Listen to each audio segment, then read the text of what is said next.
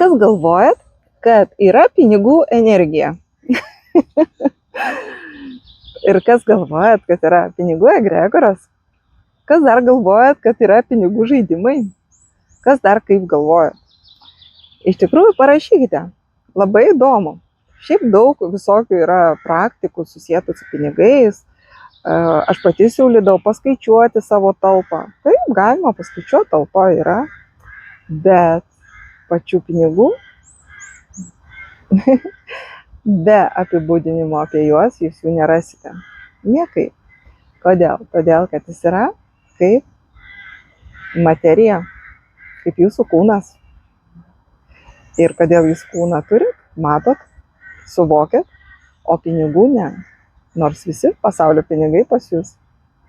Parašykite, jeigu įdomu būtų sužinoti, kodėl. Iki.